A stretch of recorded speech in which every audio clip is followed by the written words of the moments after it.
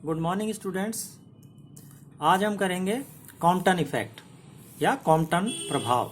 सबसे पहले हम ये देखेंगे कि कॉम्पटन प्रभाव होता क्या है। तो एक्सरे के जो फोटोन हैं वो जब किसी फ्री इलेक्ट्रॉन से टकराते हैं तो उनका प्रकीर्णन होता है, यानी स्कैटरिंग होती है। तो ये पाया जाता है कि जो स्कैटर्ड फोटोन है उनकी जो तरंग दैर्घ्य है वो इंसिडेंट फोटोनों से अधिक पाई जाती है। यानी जो स्कैटर्ड फोटोन है उनकी तरंग दैर्घ्य क्या होती है, वो जो आपतित फोटोन है उनकी तरंग दैर्घ्य से अधिक है। और इसका मतलब कि आवृत्ति उनकी स्कैटर्ड फोटोनों की कम हो जाती है। तो ये जो परिवर्तन है फोटोन की आवृत्ति में या उसके तरंग दैर्घ्य में, वेवलेंथ में, ये कॉम्पटन प्रभाव कहलाता है। जैसा कि इस चित्र में दिखाया गया है कि ये एक फोटोन है जो इस स्थिर रखे हुए मुक्त इलेक्ट्रॉन पे आके टकराता है। इस फोटोन का जो मोमेंटम है उसको P1 से डिनोट किया गया है और वो है h/c।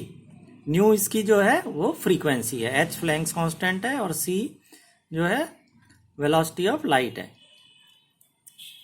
E1 उसकी ऊर्जा है जिसको हम h से डिनोट करते हैं। इसी तरह जो इलेक्ट्रॉन क्योंकि स्थिर है तो इसका मोमेंटम P2 से डिनोट किया जा रहा है, ये 0 है। और इसकी जो एनर्जी होगी, क्योंकि इसकी गतिज ऊर्जा तो है नहीं, तो केवल रेस्ट मास एनर्जी है और this is equal to mc²। m इसका रेस्ट मास है। अब ये फोटोन इस इलेक्ट्रॉन से जब टकराता है तो स्कैटरिंग के पश्चात फोटोन इस डायरेक्शन में स्कैटर हो जाता है। यानी अगर हम इसकी मोशन एक्स एक्सिस की अलोंग माने, अनुदिश माने फोटोन की, तो ये एक्स अक्ष से फाई कोण बनाता हुआ इस डायरेक्शन में स्कैटर हो जाता है। और इलेक्ट्रॉन जो है वो रिकॉइल होके एक्स अक्ष से थीटा कोण बनाता हुआ इस डायरेक्शन में इसका मूवमेंट होता है। अब फोटोन की स्कैटरिंग के बाद जो मोमेंटम है वो हम P' से डिनोट करते हैं। तो इसकी वैल्यू होगी h/c। यहाँ न्यू डैश इसकी जो है चेंज्ड फ्रीक्वेंसी है, पहले न्यू थी अब न्यू डैश हो गई। और जिसकी जो एनर्जी है वो इक्वल टू होती है h/. इसी तरह जो रिकॉइल इलेक्ट्रॉन है उसका वेग पहले तो ये रेस्ट में था, अब इसका जो वेग है वो v हो जाता है और इसके मोमेंटम और एनर्जी ये हो जाते हैं P2' और E2'।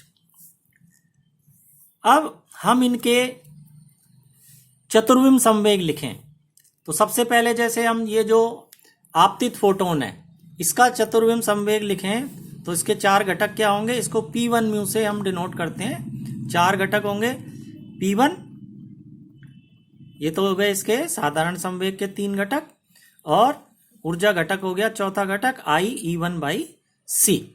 ठीक है, E1 क्या है, hν, तो ये हो गया P1 Ihν/c।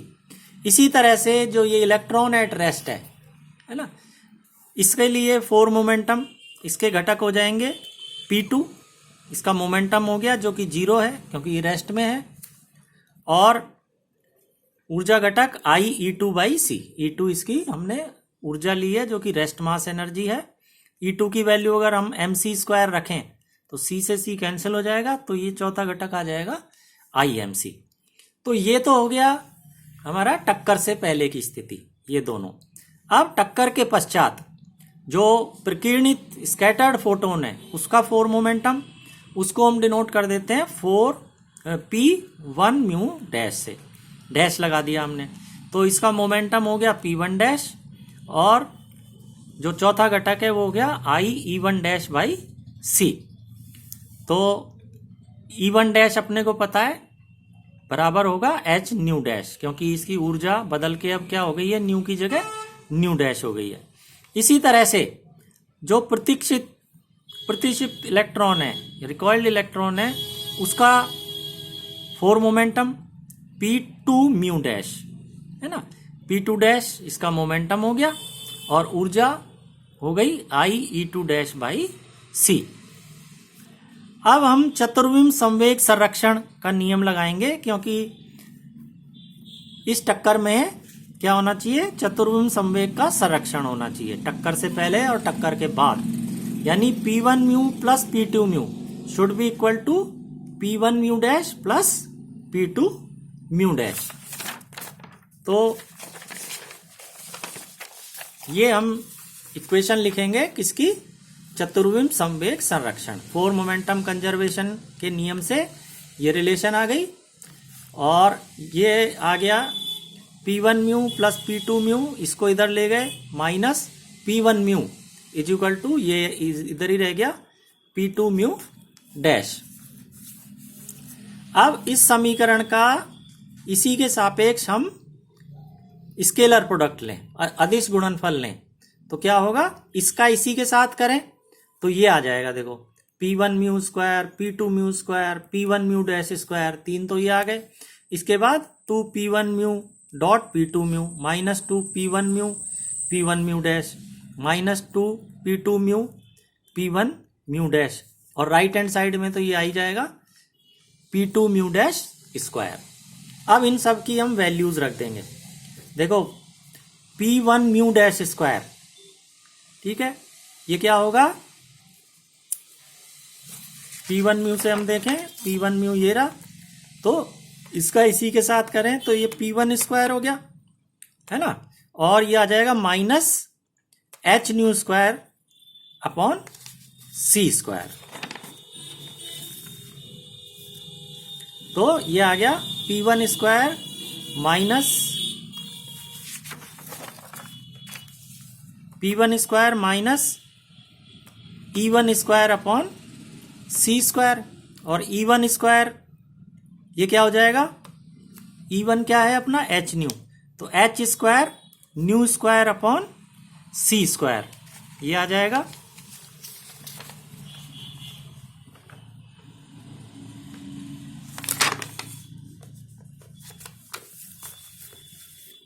तो P1 square minus E1 square upon C square.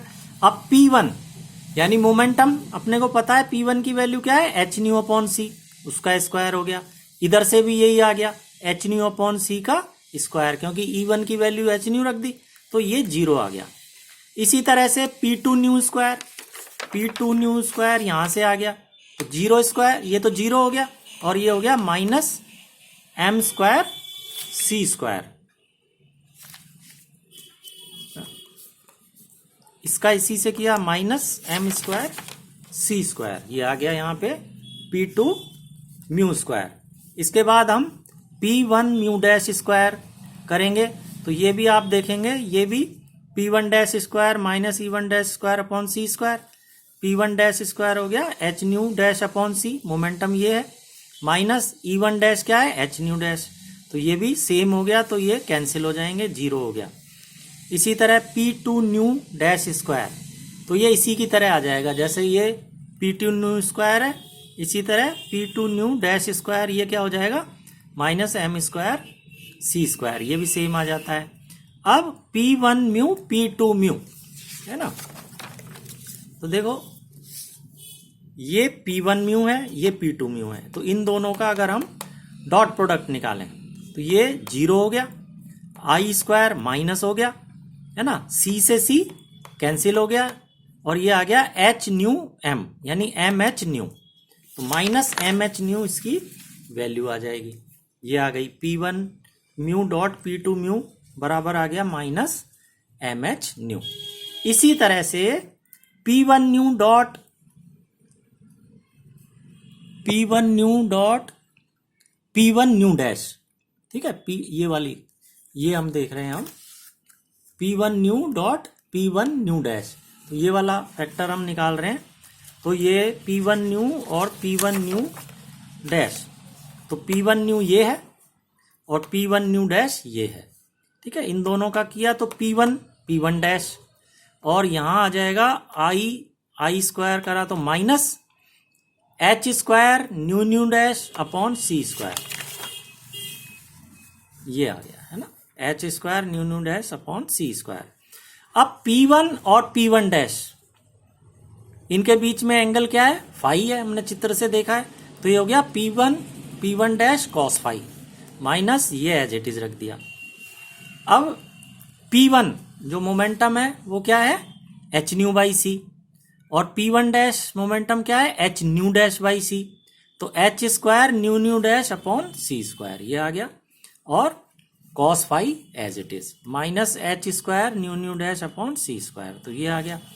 इसी तरह से हम देख सकते हैं कि P2 new dot P1 mu dash, ये हम देखेंगे तो ये आ जाएगा minus M H nu dash, यानी यहाँ न्यू था, ये हो जाएगा न्यू डैश।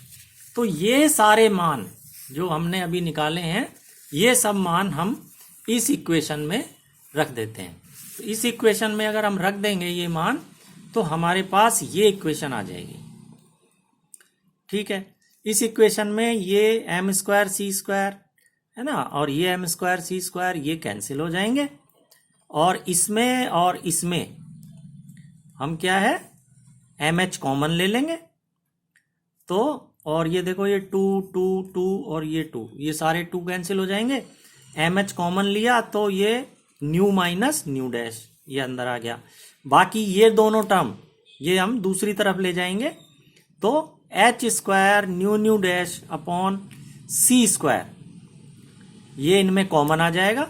देखो इसमें भी है और इसमें भी है, और 1 माइनस कॉस फाई, तो ये इक्वेशन आ जाएगी। एक एच यहाँ से कैंसिल हो जाएगा। इसको थोड़ा सा अगर हम रीअरेंज करेंगे तो ये आ जाएगा C upon nu dash minus C upon nu is equal to H upon M C 1 minus cos phi.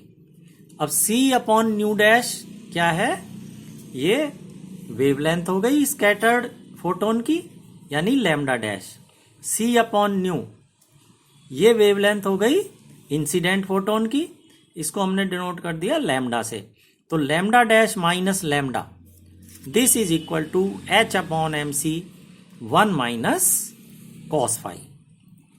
तो ये वेवलेंथ में चेंज आ रहा है ड्यू टू दिस स्कैटरिंग। जब ये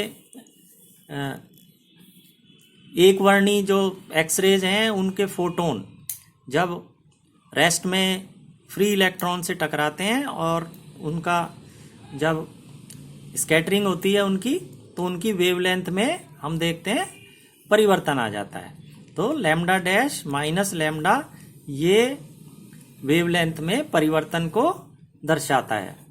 तो ये जो इक्वेशन है ये क्या दिखाती है हमें कि कॉम्पटन प्रभाव के कारण जो प्रकीर्णित फोटोन है या स्कैटर्ड फोटोन है उसकी तरंग दैर्ध्य में ये वृद्धि को प्रदर्शित करता है ये इक्वेशन।